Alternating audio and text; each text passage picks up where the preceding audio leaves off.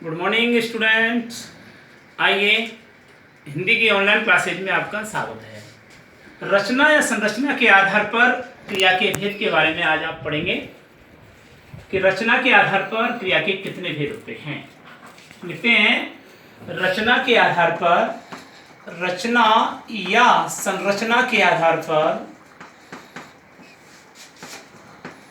संरचना के आधार पर क्रिया के निम्न भेद हैं। क्रिया के निम्न भेद हैं। जैसे प्रमुखतया कै, ए, संयुक्त क्रिया, संयुक्त क्रिया, संयुक्त क्रिया के भेद होते हैं। एक ही क्रिया होती है रचना या संरचना के आधार पर, एक ही क्रिया होती है संयुक्त क्रिया। संयुक्त क्रिया के दो भेद होते हैं, मुख्य क्रिया और सहायक क्रिया।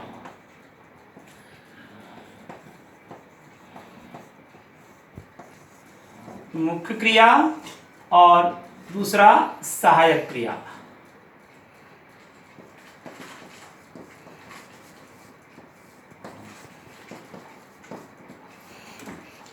सहायक क्रिया के दो भेद होते हैं। सहायक क्रिया के भी दो भेद होते हैं और वे होते हैं संयोजी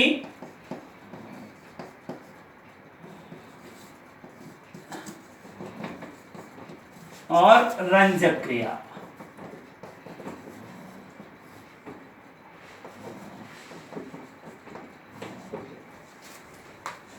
संयोजी और रंजक क्रिया, ये दो प्रकार से। इस प्रकार संयुक्त क्रिया कितने प्रकार की हुई? मुख्य क्रिया, सहायक क्रिया, संयोजी क्रिया और रंजक क्रिया। तो अब हम इनको सिस्टमेटिक ढंग से एक एक करके पढ़ते हैं। देखिए, पहला पढ़ेंगे संयुक्त क्रिया।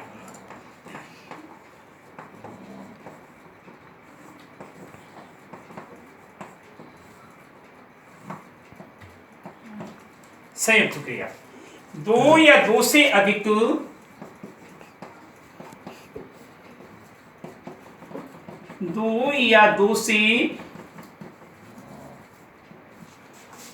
अधिक धातुओं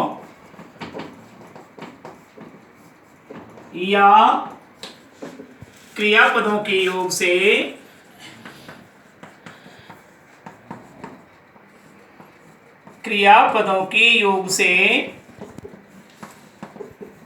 बनने वाली क्रिया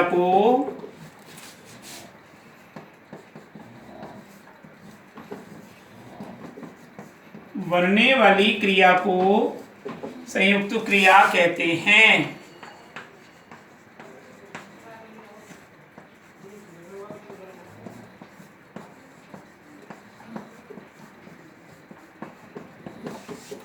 देखिए, रचना संरचना के आधार पर क्रिया के 1, 2, 3, 4, 5, 6 भेद नहीं होते। रचना या संरचना के आधार पर क्रिया का एक ही भेद होता है, संयुक्त क्रिया। और संयुक्त क्रिया के मुख्य क्रिया, सहायक क्रिया, सहायक क्रिया के संयोजी क्रिया, रंजक क्रिया। ये तो है सिस्टमैटिक सिस्टम।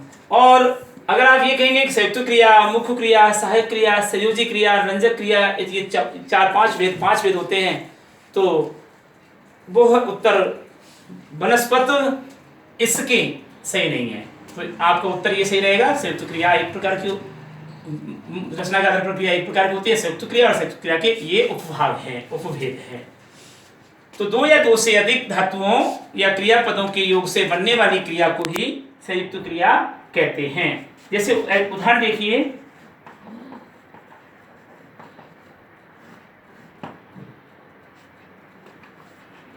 उदाहरण है, वह सवेरे दौड़ लिया करता है। वह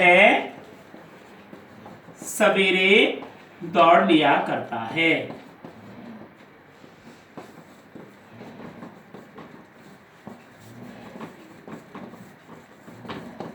अब देखिए, 1, 2 और 3 क्रियाओं से मिलकर के ये क्रिया बनी है पूरी। दौड़ लिया करता है।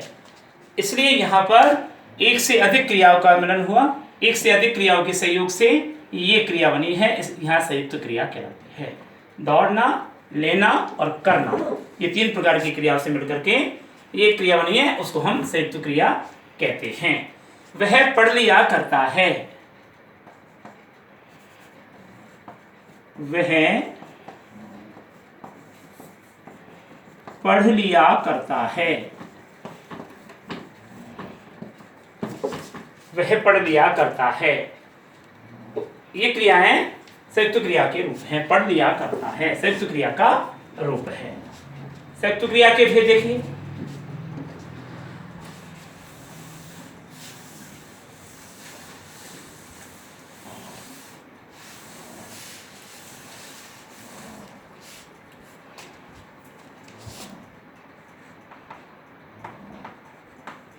वही मैंने अभी चार्ट बताया, उसी को यहां पर सिस्टम से लिख रहा हूं। संयुक्त क्रिया के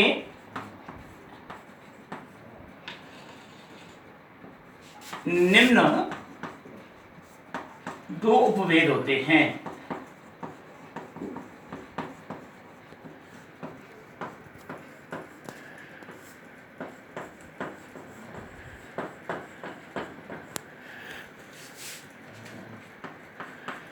मुख्य क्रिया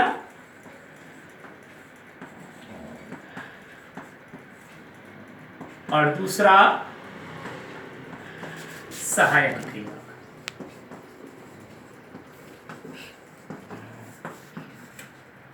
अब हम मुख्य क्रिया के बारे में पढ़ेंगे।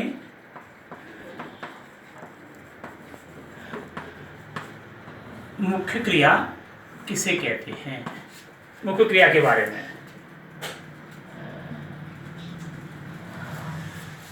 कर्ता के मुख्य व्यापार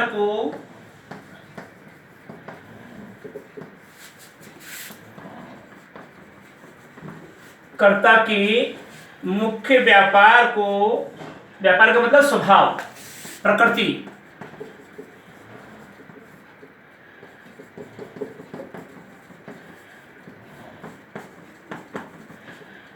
कर्ता के मुख्य व्यापार को एक ही शब्द में प्रकट करने वाली क्रिया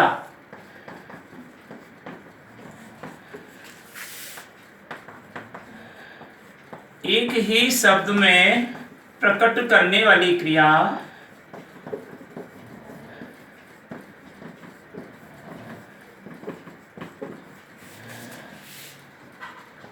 को मुख्य क्रिया कहते हैं।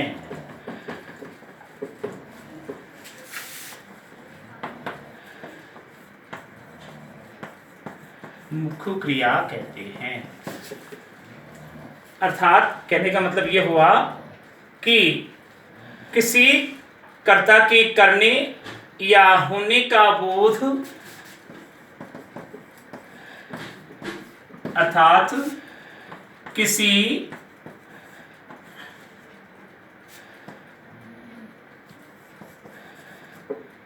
कार्य के होने या करने का बोध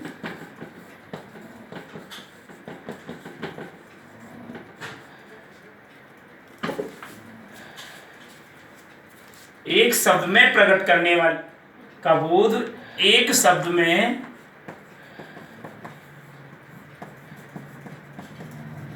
ही प्रकट करने वाली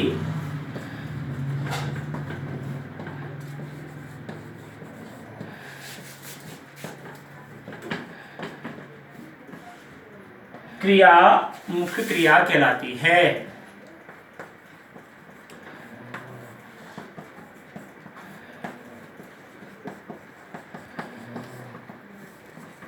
मुख्य क्रिया कहलाती है।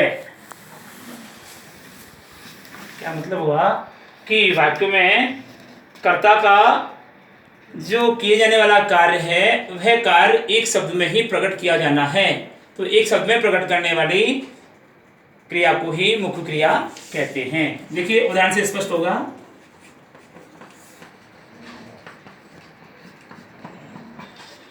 उदाहरण देखिए मुख्य क्रिया का। वह ऊपर आया भी संयुक्त क्रिया का, वह पढ़ लिया करता है, वह पढ़ लिया करता है।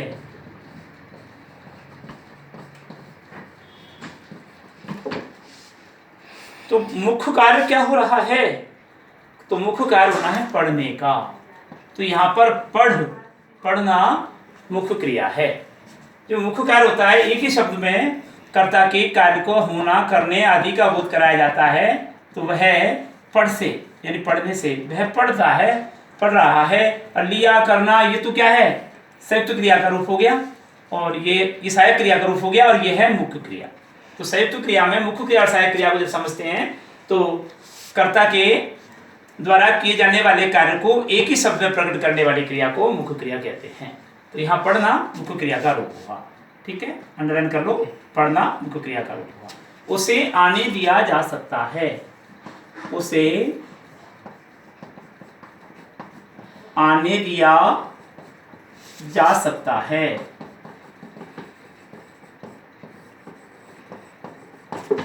यहां पर आना, एक रूप में ये कहें कि संयुक्त क्रिया में जो सबसे पहले क्रियापद प्रयुक्त किया जाता है वह मुख्य क्रिया का होता है। संयुक्त क्रिया के रूप में जो सबसे पहले क्रियापद प्रयुक्त किया जाता है वह मुख्य क्रिया का रूप होता है। अर्थात उक्त दोनों वाक्यों में पढ़ना और आना ये दोनों ही मुख्य क्रिया हैं। तो आप इसे स्पष्टीकरण ले देंगे। अतः उक्त दोनों वाक्यों में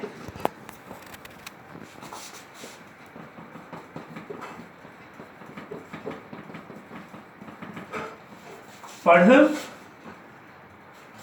और आना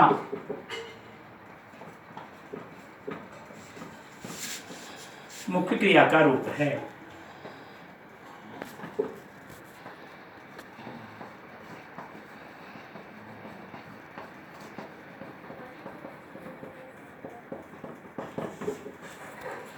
ठीक है, मुख्य क्रिया का निर्धारण किससे करते हैं? देखिए,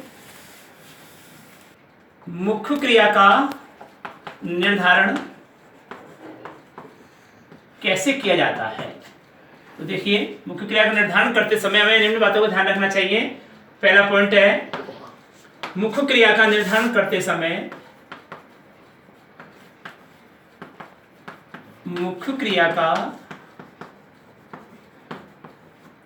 निर्धारण करते समय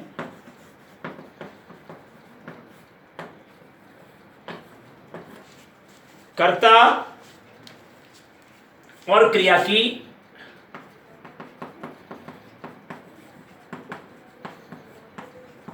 मुख्य क्रिया का निर्धारण करते समय कर्ता और क्रिया की पहचान कर्ता के मुख्य व्यापार से किया जाता है।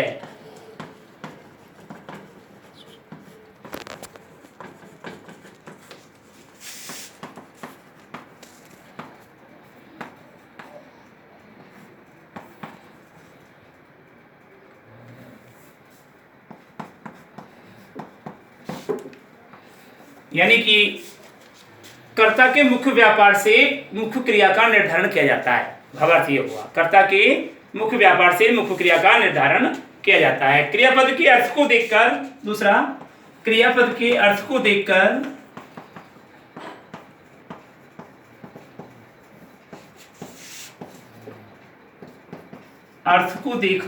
मुख्य क्रिया का निर्धारण किया जाता है। मुख्य क्रिया का निर्धारण किया जाता है।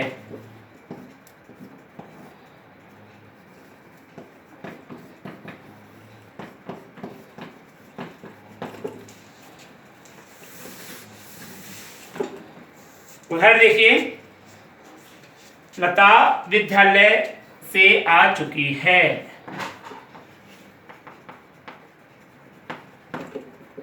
लता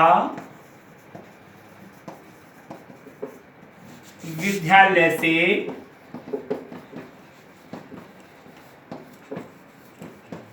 आ चुकी है। तो इसका यहां पर कीजिए, कि मुख्य क्रिया का निर्धारण करते समय कर्ता के मुख्य व्यापार, कर्ता का मुख्य व्यापार है आना, तो यहाँ पर ये आना यहाँ पर मुख्य क्रिया का रूप हुआ। दूसरा है क्रियापद के अर्थ को देखकर मुख्य क्रिया का निर्धारण किया जाता है। क्रियापद का अर्थ क्या है? विद्यालय से लौटकर आना, चुपने का कोई औचित्य नहीं है, तो यहाँ पर आना मुख्य क्रिया का रूप होगा। अब आता है सहायक क्रिया। सहायक क्रिया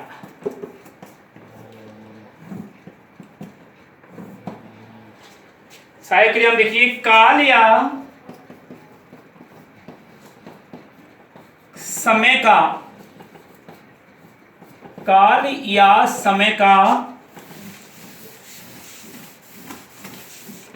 बोध कराने में, काल या समय का बोध कराने में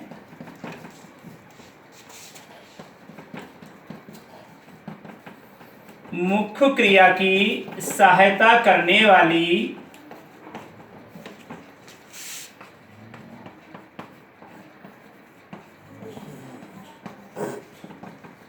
क्रिया को सहायक क्रिया कहते हैं।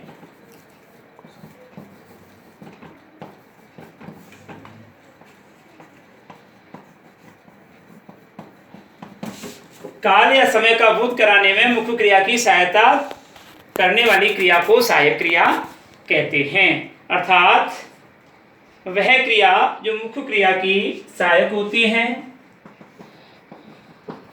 अर्थात वह क्रिया जो मुख्य क्रिया की सहायक होती है और वाक्य में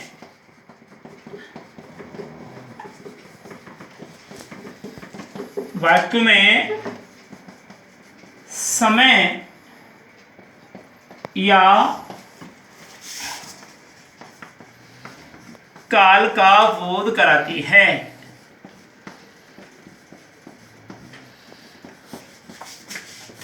उसे सहायक क्रिया कहते हैं।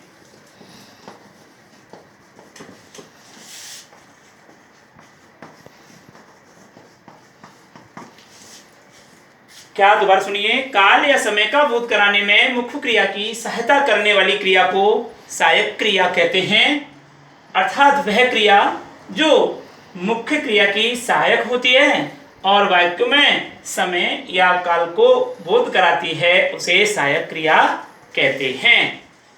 उसे आने दिया, ऊपर के उदाहरण को देख लीजिए, उसे आने दिया जा सकता है, तो जा सकता है यहाँ पर सहायक क्रिया का रूप है। एग्जाम्पल,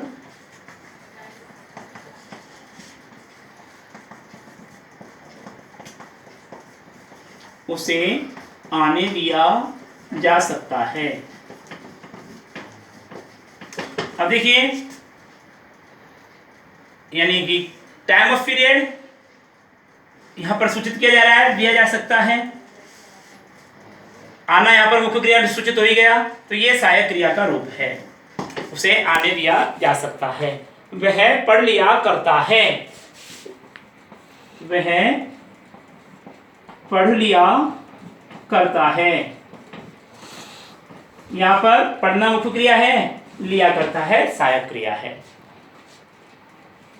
तो अभी तो आज तक तो यही, अगले एपिसोड में हम पढ़ेंगे सहायक क्रिया के उपभेद। तब तक के लिए नमस्कार।